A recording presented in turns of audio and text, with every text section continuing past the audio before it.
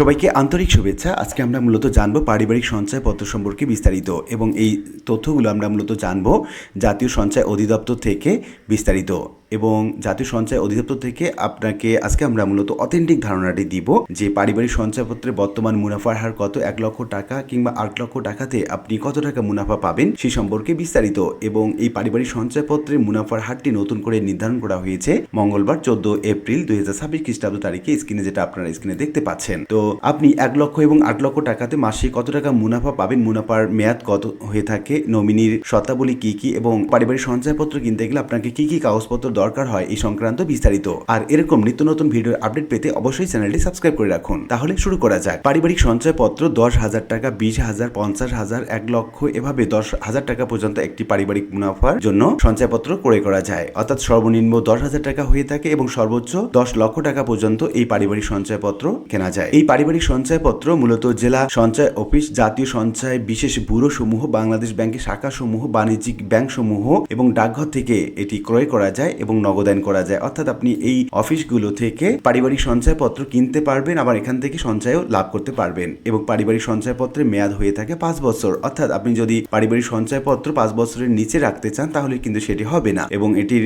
মেয়াদ অবশ্যই 5 বছর হতে হবে। এর আগে যদি আপনি টাকা তুলতে চান তাহলে আপনার মুনাফা থেকে টাকা কর্তন করা হবে। এখন আমরা দেখে নিচ্ছি পারিবারিক সঞ্চয়পত্রে মুনাফার হার সম্পর্কে। আপনি যদি 10,000 টাকা থেকে শুরু করে 7.5 লক্ষ টাকা পারিবারিক সঞ্চয়পত্র কেনেন তাহলে প্রথম বছরে আপনার মুনাফার হার হবে 9.81%, মাসে পাবেন 818 টাকা। এরপর আমরা দেখে নিচ্ছি দ্বিতীয় বছরে মুনাফার হার হবে 10.29%, মাসে পাবেন 858 টাকা। তৃতীয় বছরে মুনাফার হার 10.80%, মাসে পাবেন 900 টাকা। চতুর্থ বছরে মুনাফার হার 11.35%, মাসে পাবেন 946 টাকা। এবং পঞ্চম বছরে মুনাফার হার হবে 11.93%, মাসে পাবেন 994 টাকা। এটি গেল 10,000 টাকা থেকে শুরু করে 7.5 লক্ষ টাকা পর্যন্ত পারিবারিক সঞ্চয়পত্রের মুনাফার হার। এখন আমরা জানবো 7.5 লক্ষ টাকার উপরে অর্থাৎ 8 লক্ষ টাকা থেকে শুরু করে আপনি যদি 10 লক্ষ টাকা পর্যন্ত পারিবারিক সঞ্চয়পত্র করে থাকেন সেক্ষেত্রে মুনাফার হার হবে প্রথম বছরে 9.72%,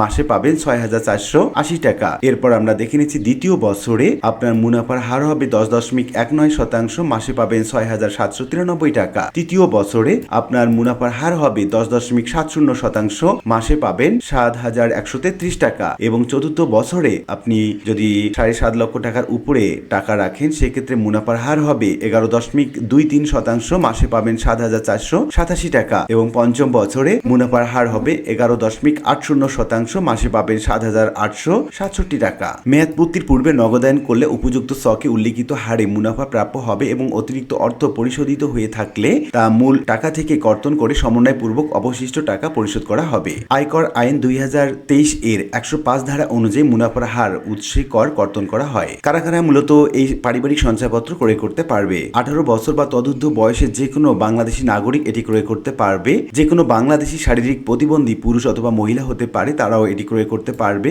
তারপর বলা হচ্ছে 65 বছর বা তদুর্ধ্ব বয়সের যে কোনো বাংলাদেশি পুরুষ অথবা মহিলা হতে পারে, তারা মূলত এটি ক্রয় করতে পারবে। একক নামে সর্বোচ্চ 45 লক্ষ টাকা পর্যন্ত এই পারিবারিক সঞ্চয়পত্র কেনা যায়। পারিবারিক সঞ্চয়পত্রে মাসিক মুনাফা দেয়া হয়ে থাকে। নমিনি নিয়োগ এবং পরিবর্তন বা বাতিল করা যায়। সঞ্চয়পত্রের ক্রেতার মৃত্যু হলে নমিনির সাথে সাথে সঞ্চয়পত্র নগদায়ন করতে পারেন, অর্থাৎ সাথে সাথে নগদ টাকা তুলতে পারবেন, অথবা মেয়াদ পূর্ণ হওয়া পর্যন্ত যথারীতি মাসে মাসে মাসিক মুনাফা উত্তোলন করতে পারবে। এখানে বিশেষ দ্রষ্ট হিসেবে বলা হচ্ছে 5 বছর মেয়াদী পারিবারিক সঞ্চয়পত্র বা বাংলাদেশ সঞ্চয়পত্র, 3 মাস অন্তর মুনাফা ভিত্তিক সঞ্চয়পত্র, পারিবারিক সঞ্চয়পত্রে সমন্বিতভাবে একক নামে সর্বোচ্চ 50 লক্ষ অথবা যুগ্ম নামে সর্বোচ্চ 1 কোটি টাকা পর্যন্ত বিনিয়োগ করা যাবে। উল্লেখ্য যে পরিবার সঞ্চয়পত্র যৌথ নামে ক্রয় করা যাবে না। আর এই ছিল মূলত পারিবারিক সঞ্চয়পত্র সম্পর্কে বিস্তারিত ধারণা, এবং এই অথেন্টিক তথ্যগুলো আমরা মূলত পেয়েছি জাতীয় সঞ্চয় অধিদপ্তর থেকে। আশা করি আপনার কাজে লেগেছে। এরকম নিত্য নতুন ভিডিওর আপডেট পেতে অবশ্যই চ্যানেলটি সাবস্ক্রাইব করে রাখুন। দেখা হবে অন্য কোনো ভিডিওতে। সে পর্যন্ত সবাই ভালো থাকবেন। ধন্যবাদ।